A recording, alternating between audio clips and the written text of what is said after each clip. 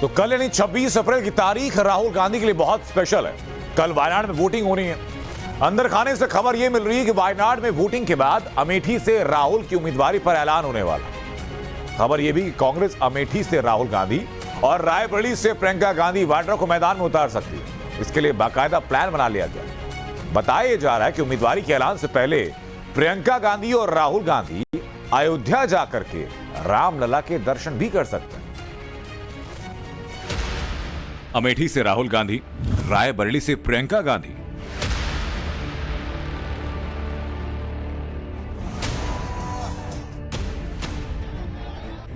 राहुल करेंगे रामलला के दर्शन, प्रियंका लगाएंगी राम दरबार में हाजिरी।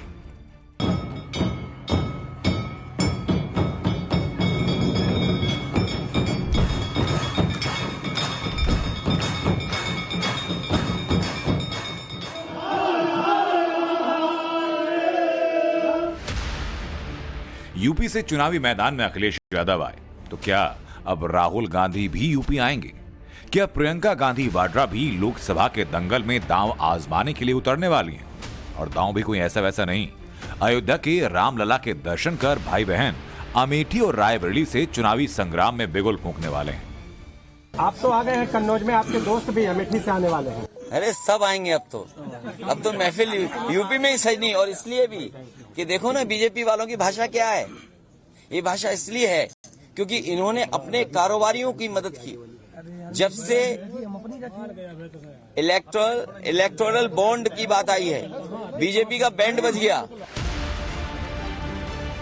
अखिलेश यादव यूपी में जिस महफिल को सजाने की बात कर रहे हैं, तो क्या राहुल और प्रियंका के अमेठी और रायबरेली से चुनाव लड़ने की खबर उसी महफिल का इशारा है? ये खबर जब से आई, सियासी जमात में नहीं, राहुल प्रियंका और राम मंदिर ट्रेंड कर रहा है। वार पलटवार का दौर शुरू हो गया।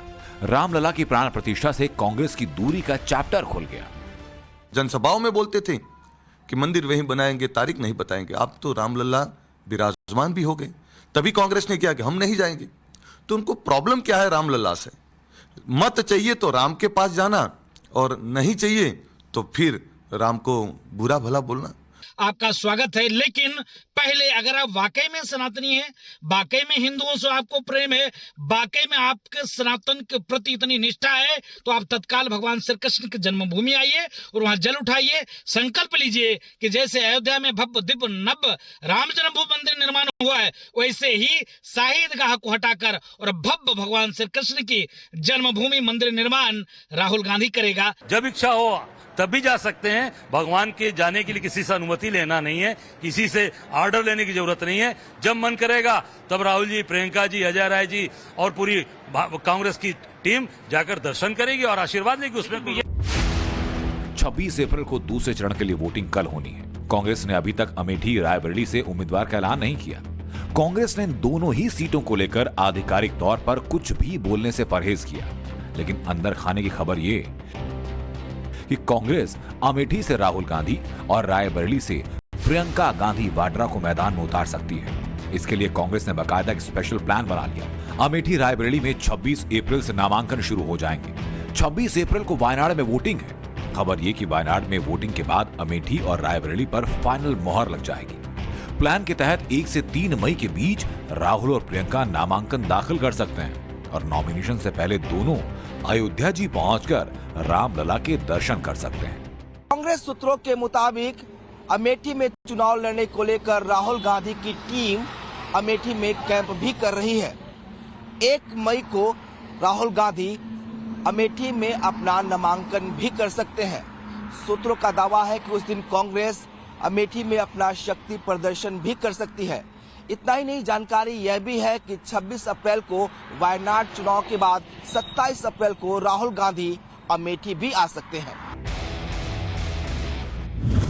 सूत्रों के मुताबिक कांग्रेस के स्पेशल प्लान के तहत राहुल गांधी 1 मई को और प्रियंका गांधी वाड्रा 3 मई को नामांकन कर सकती हैं। रही बात रामलला के दर्शन की, तो अमेठी में जीत के लिए राहुल पहले अवधपुरी का रुख कर सकते हैं, रामलला के दर्शन कर सकते हैं। उन्हीं रामलला के जिनकी प्राण प्रतिष्ठा के अनुष्ठान में शामिल होने पर कांग्रेस ने कन्नी काट ली थी। सवाल अब वोट का है। यूपी की 80 सीटों पर जीत हार का है। लिहाजा राहुल और प्रियंका को रामलला की याद आ गई।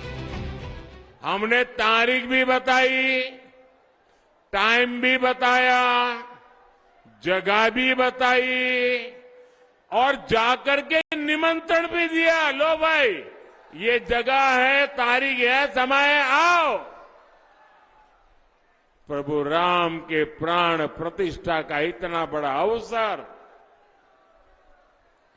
लेकिन उनका अहंकार इतना था, ये अपने आप को प्रभु राम से भी बड़े मानते हैं। अखिलेश यादव के कन्नौज से चुनाव लड़ने के फैसले के बाद अब राहुल गांधी पर भी इस बात का दबाव कि वो भी अमेठी से चुनाव लड़ें, ताकि यूपी की जनता को इस बात का संदेश दिया जा सके कि गांधी परिवार यूपी के लोगों को छोड़कर कहीं जाने वाला नहीं। दरअसल सोनिया गांधी के राज्यसभा जाने के बाद इस बात की चर्चा बढ़ गई थी कि यूपी से गांधी परिवार का कनेक्शन कट गया और ये संदेश कांग्रेस के लिए ठीक नहीं। गांधी परिवार ने अपनी राजनीति की शुरुआत यूपी से की और इसलिए उस कनेक्शन को बनाए रखने के लिए अमेठी से राहुल गांधी और रायबरेली से प्रियंका गांधी के नाम की चर्चाएं तेज हो गई। सवाल ये कि राहुल गांधी की अमेठी में घर वापसी कितनी आसान है और कितनी मुश्किल। इस वक्त राहुल गांधी के ऊपर इस बात का भी दबाव कि वो वायनाड से सीट जीत पाएंगे या नहीं। वायनाड में राहुल गांधी के खिलाफ इंडिया गठबंधन की लेफ्ट पार्टी से एनी राजा लड़ रही हैं। इसलिए कांग्रेस ने ये रणनीति बनाई कि 26 अप्रैल को वायनाड में वोटिंग होने के बाद अमेठी से राहुल की उम्मीदवारी का ऐलान किया जाए, ताकि वायनाड के वोटर्स में गलत संदेश ना जाए। देखिए, मैं किसी दल के बारे में कुछ नहीं कह सकता हूं, लेकिन ये मुझे लग रहा है जो आपकी और हमारी बातचीत हो रही है कि बहुत से दलों पे अब दबाव बनेगा और स्वाभाविक है, राजनीति में अगर इलेक्शन आया तो हम सबको लड़ना चाहिए। लेकिन मैं किसी दल के बारे में नहीं कह सकता। राहुल गांधी को आप एडवाइस नहीं, मैं एडवाइस नहीं कर, अगर मुझे एडवाइस भी करना होगा तो अब तो हम अलायंस में हैं, हम आपस में बैठ के बातचीत कर लेंगे, क्योंकि हमारे दोनों जगह विधायक हैं। तो सुना आपने, अखिलेश यादव साफ कह रहे हैं कि सबको चुनाव लड़ना चाहिए। इशारा साफ है, वो यूपी की पॉलिटिकल पिक्चर में दो लड़कों की घर वापसी का क्लाइमैक्स डालना चाहते हैं। इसी क्लाइमैक्स की स्क्रिप्ट को आगे बढ़ाने के लिए वो खुद कन्नौज से मैदान में उतर गए और राहुल का अमेठी से उतरने का प्लान है। लेकिन राहुल को जोर का झटका कर्नाटक में डॉक्टर सुश्रुत गौड़ा ने बीजेपी ज्वाइन करके दे दिया। सुश्रुत गौड़ा कांग्रेस के प्रदेश महासचिव थे। राहुल गांधी के साथ भारत जोड़ो यात्रा के दौरान पूरे एक्टिव थे। राहुल के साथ वो कश्मीर से कन्याकुमारी तक चले, लेकिन लोकसभा चुनाव के दौरान वो कांग्रेस के हाथ का साथ छोड़कर बीजेपी का दामन थाम चुके हैं। ये बस वानगी भर है। जैसे जैसे लोकसभा चुनाव आगे बढ़ रहा है, राहुल गांधी की बौखलाहट भी बढ़ती जा रही है। कांग्रेस की बौखलाहट की सबसे बड़ी वजह प्रधानमंत्री नरेंद्र मोदी हैं, जो हर दिन कांग्रेस के विजन पर सवाल उठा रहे हैं। मोदी के हल्ला बोल से तिलमिलाए राहुल गांधी अब तू तड़ाक वाली भाषा पर उतर आए। जैसे ही मैंने ये देश के एक्सरे की बात की, नरेंद्र मोदी कांपने लग गया। उसकी आदत है, जैसे उसको डर लगता है ना, वो झूठ बोलना शुरू कर देता है। जैसे ही उसको डर लगता है, वो कभी पाकिस्तान की बात करेगा, कभी चाइना की बात करेगा, तो एक के बाद एक झूठ बोल रहा है। मगर इस बार नहीं निकल पाएगा। पीएम मोदी के खिलाफ राहुल गांधी का ये गुस्सा उनकी चुनावी बौखलाहट को भी दिखा रहा है और ये बता रहा है कि पीएम मोदी ने जो कांग्रेस पर तीर छोड़े थे वो सही जगह जाकर लगे। आगे बढ़ें, उससे पहले मोदी के उस बयान को सुन लेना जरूरी, जिसे सुनकर राहुल गांधी भड़के हैं। आपको पता है, वे नामदार है, हम तो कामदार है। और नामदार तो कामदार को सदियों से ऐसे ही गाली गलौज करते आए हुए हैं, ऐसे ही ठोकर मारते आए हुए। तो भाई, मैं तो आप में से आता हूं, गरीबी से निकला हूं। अगर 5-50 गालियां पड़ जाएगी तो पड़ जाएगी, आप गुस्सा मत कीजिए। राहुल गांधी पीएम मोदी पर इसलिए भड़के हुए हैं क्योंकि पीएम मोदी लगातार कांग्रेस को घेर रहे हैं। राहुल गांधी के चुनावी वायदों पर उनकी पोल खोल रहे हैं। 24 के चुनाव में कांग्रेस के हाथ को मजबूत करने में लगे राहुल गांधी चौतरफा घिरे हैं। राहुल के सामने सबसे बड़ी चुनौती पीएम मोदी है। राहुल की दूसरी चुनौती कांग्रेस नेताओं के बीजेपी में शामिल होने से रोकने की है। और तीसरी चुनौती कांग्रेस पार्टी में गुटबाजी।